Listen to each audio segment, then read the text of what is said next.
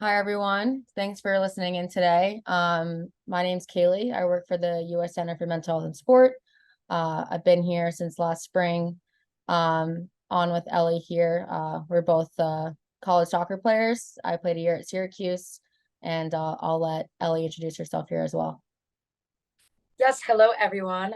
Thank you for listening today.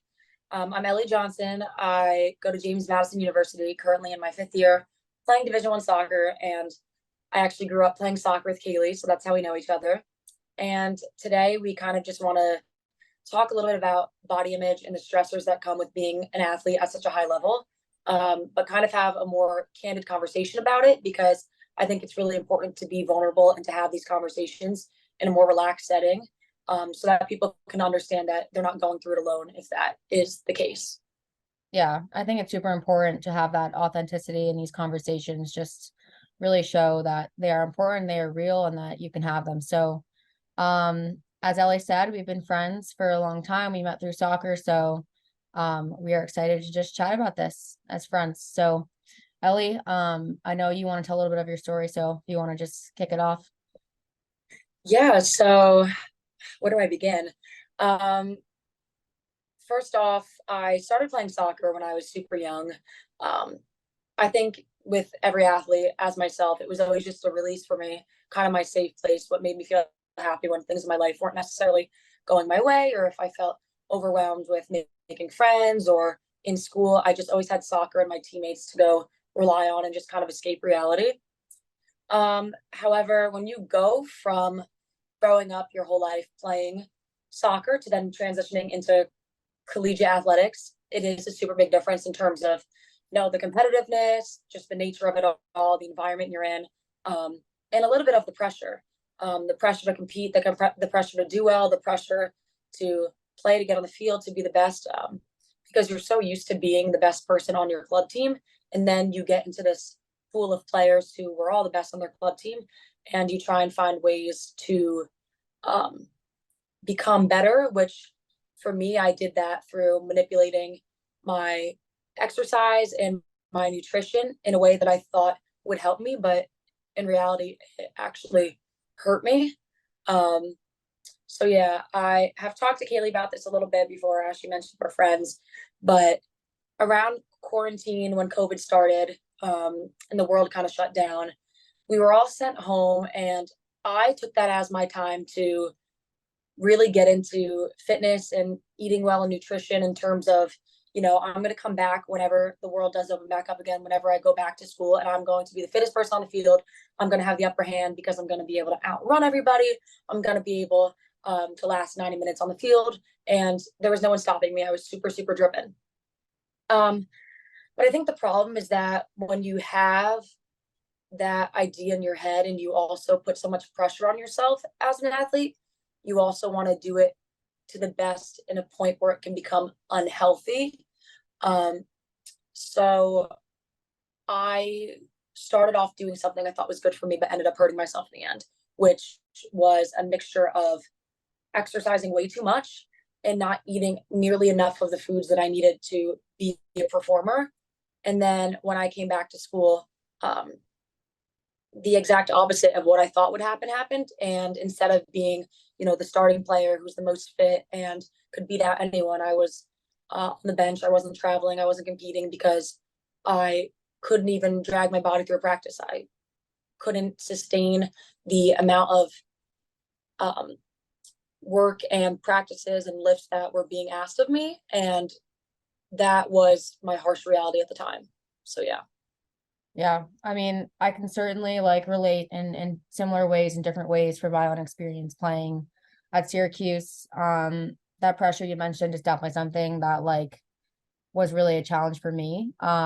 It just was constant, and for me, that pressure came in different ways, whether that was fitness or nutrition, but really just the overall um mental fortitude that you have to have, and that feeling of having to be on this pedestal and maintain being on that pedestal. It's really hard. And I think eating and, you know, trying to figure out the best ways to eat and fuel your body are just challenging when you're on that pedestal, especially because in my opinion, we didn't have enough guidance. Those conversations weren't had. And I don't know, I think for you, Ellie, like you went into that COVID period thinking that this was going to be, you know, how you get on the field, how you achieve your goal of getting on the field. And maybe if you had some better direction and knowledge about it, it could have been different for you. So I think that's a really important piece too. Mhm, definitely. Yeah. Um, So why do you think negative body image has such detrimental effects on athletes from your own experience? okay, well, for me, I think that the second that you start to think too much about your body, you start to think more about how you look and less about how it functions. So when people say athletes come in all different shapes and sizes, it's extremely true. Like there is not a single blueprint of the way an athlete should look, especially because athletes have different genetics.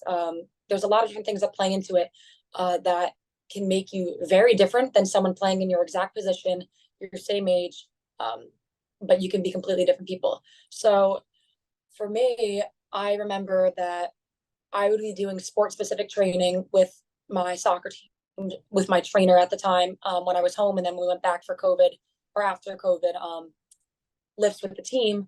But I would also then go on to do my own workouts. So it wasn't just, you know, you're going to do these exact sets that your trainer put in for you to do because it has an effect on all of these other little things. So if we're doing 3 times 5 squats, it's because that's exactly how many sets and reps they want you to do to build that certain amount of power. And they program it out for weeks so that you can eventually build up to that point. And for me, I didn't think it was enough. I didn't think that was enough because I was in this way of I need to look the best and I need to play the best and I need to perform the best.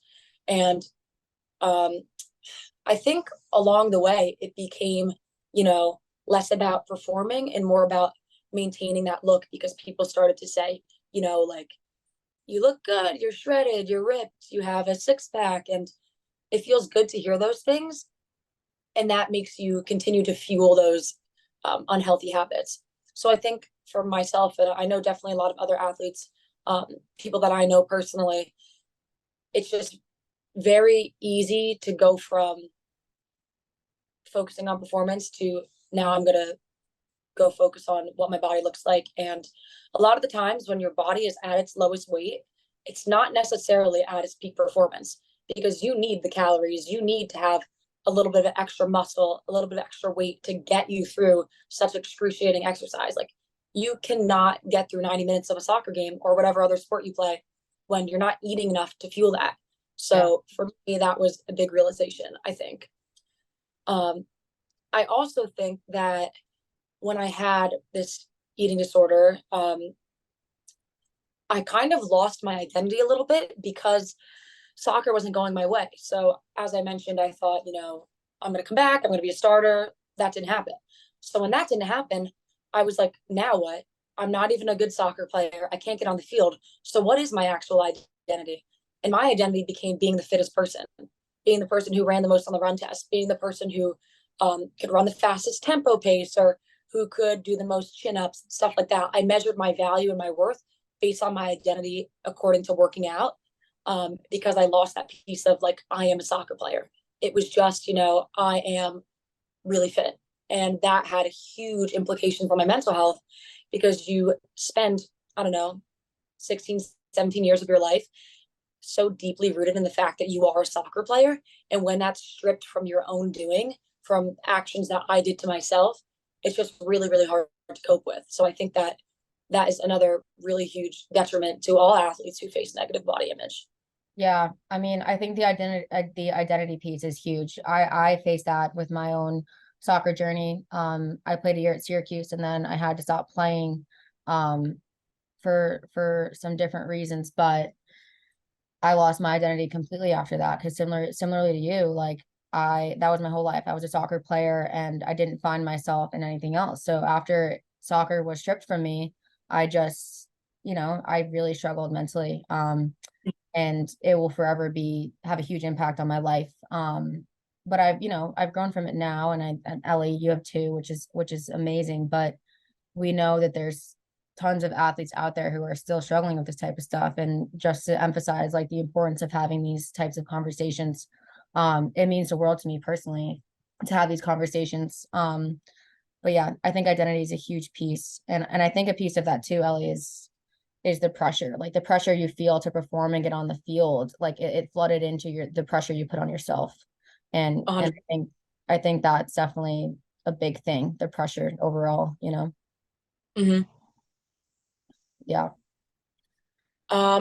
So then moving on, I wanted to talk also a little bit about the consequences that I personally experienced from undereating. So I know I mentioned that, it was tarnishing my ability to play in the field. I wasn't the same player, but actually looking into the details of why, and I don't necessarily know if I ever talked about this with you, but there was a lot of different, like, very distinct physical, mental, emotional things that happened to me as a result of not eating enough, because that is something that will damage you physiologically. If you're not giving yourself enough food, everything is going to start falling apart. And I'm not just saying, I skip a meal here and there. Like, this was constant for about a year and a half, under eating and over exercising, with not nearly enough fat on my body. And especially as a woman and who has a lot of different hormonal changes going on, the second you stop giving your body the nutrients it needs to do certain things or to complete certain processes in your body, you're going to have some very interesting experiences.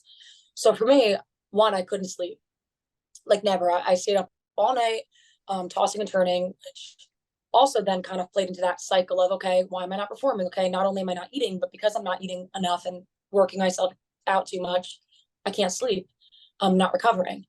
Two, I completely lost my cycle. So that was completely eliminated from my life for that entire period of time. I was always cold, meaning that in summer when it was about 88 degrees outside, I would go outside and be like in a sweatshirt shivering. When I tell you, like, my lips were blue, my nails would turn blue because I didn't have much fat on my body. And I just thought it was like, haha, like, I have no fat, like, I'm so shredded, I'm so ripped. And I thought it was great at the time. But looking back, like, I was literally just destroying myself. Like, Yeah. it was Actually, quick, Ellie, just as you're saying that, I remember like the times you came to my house and we'd be outside, you would always throw on a sweatshirt and say you're cold. And I don't think at the time we ever spoke about it, or even I didn't really think about it that much. But now that you say, I remember that. Yeah, I remember I have a picture on your outdoor couch. I'm wearing like a blue fuzzy jacket, Yeah. a sweatshirt in the middle of summer. Yeah, I remember that. Yeah. Yeah. Um, moving on anyway. So also my hair fell out. So I've never had like super thick hair, but you could like go like that, and that was all the hair that I had. Because again, you're not fueling your body enough to withhold like the or to support these physical processes. So you see the physical effects first. Like, that's what's going to go first, and then your body's going to really go into survival mode. And that's Yeah. when it kind of got scary, because once all this other stuff happened, then it really started messing with my head. So, it was okay. I was cold. I wasn't sleeping. That was fine.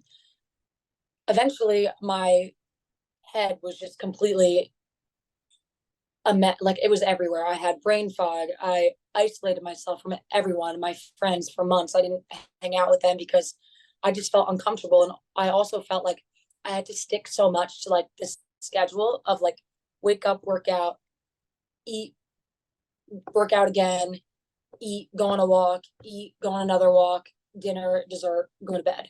And it was just like the continuous cycle. But you truly do need interaction in your life with other people to feel that sense of like joy. And Mhm. I felt so lonely and alone that entire time. And again, I did it to myself, but something in my brain chemistry at the time, like, just couldn't get myself to do it. And when I was isolating myself for that long, I eventually just stopped caring. Like, I felt like I had no emotions, no empathy. Um, I just completely lost a part of myself that I always knew to be very outgoing, very talkative. Kaylee can attest to this. I'm very, very, very chatty. Yeah. That was not me at all at the You're kind of time. funny too, sometimes. Thanks, Kaylee. You too. Um, but yeah, it was weird because I was so closed off, and like, I didn't want anyone to come near me because this version of myself was like so shielded by all these things that had happened, and I didn't want to let anyone in. So I think that's a big thing also, is that yes, we can talk about how body image affects your mental health, but what does that really mean? Yes, it can give you some emotional issues and you can have trouble coping with your feelings, but can also do all of these other things that I just listed that a lot of people aren't aware of until it actually starts happening to them. And then that's the, oh no, like what is going on? Yeah. And I realized like I'm literally just hungry. My brain is foggy because I haven't eaten anything other than egg whites, celery, and a protein shake today. Just stuff like that, I think, is just insane and It's a really interesting. complete domino effect, you know. Yeah. I kind of went through it differently with like not so much with eating, but like when I lost my identity and stopped playing soccer, I completely sunk into that depression and just isolated myself like you did, and just completely sunk into it. So it's definitely a domino effect. Yeah.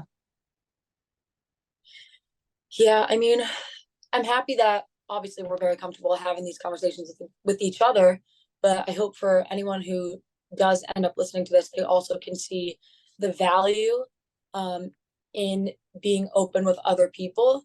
I think that, you know, the second you convince yourself that you're not worthy or you're not good enough and you ice people out of your life, it just gets easier to do. Like it Yeah. was so easy for me to ignore the texts, Yeah. so easy for me to just say, I can't hang out tonight. What was I doing?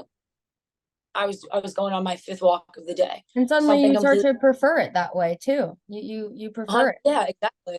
Yeah. Because you're just like so strictly following this thing that you've ingrained in your head. I think that's another thing. Like athletes, we've been so trained, especially at the collegiate level and at high levels of sports. It's like, okay, I'm going to practice, I'm going to lift, I'm going to class, I'm going to study hall, I'm going to treatment, I'm going to this. And you like to build that schedule in your head. Mhm. So when I had off during COVID to kind of make my own schedule, I like could not do downtime at all. I always had to be moving because when are we not doing things for however many hours of the day? So it Yeah. was like, okay, I have no homework. It's summer. Um, Classes online at the beginning, and then it was summer, and you couldn't see your friends for like the beginning parts of quarantine. Obviously, it was different. Yeah. Um, but like back to 2020, it was like, what are you really going to do? And for me, that was my poison that I just continued to go back to. So, yeah, Yeah, and I think like another piece of that is the pressure, especially with COVID. Like you had that schedule kind of built into your life for you, and you know filled in whatever you needed to fill in with class and stuff. But in COVID, when you had all that free time and you had to build your own structure, you had to build it in a way where you feel like match that or even surpass what you were doing to achieve the athletic goals that you're striving for. So that pressure I think really just always floods in for athletes, especially at the collegiate level. I think it's important to remember, like you said, Ellie, like these conversations are so important to have. And like it is hard being an athlete. Life is hard in general for all people. Like everyone struggles with certain things. And it just people get it. People can relate. Like I can relate to you, Ellie, you can relate to me. We can all relate to each other with all the things we go through. So it is just so important to lean on each other. I'm super passionate about mental health from everything I've been through with soccer and sports and my own loss of identity and my own journey. So that's why I love having these conversations and want to spread the word. And I know it's the same for you, Ellie. yeah, that's so cute. That was so good. Um, well, no, that everything she just said, 100%, that was amazing. Um, and I think just like my last point that I also think about a lot is, you know, if you went through something like this, or even if you didn't, if you've ever experienced a bad body image day, which if you're human, most people have, like I'm sure there's days when we're not satisfied with the way we look. Um, and that is normal. That's okay. Don't put yourself down and beat yourself up about the fact that, you know, I'm having this experience that is so different than everybody else. Like a lot of people are going through the same thing. And when you do feel like, you know, maybe I'm falling back into bad patterns that I used to engage in, or if maybe for the first time, um, you're going through this or something similar, you just have to try and remember that you are so much more than your body, and that, especially in sports, what you do on the field is not correlating to how you look. So again, I struggle with that. Um, but there are many players who all look super, super, super different, who are just amazing at their craft.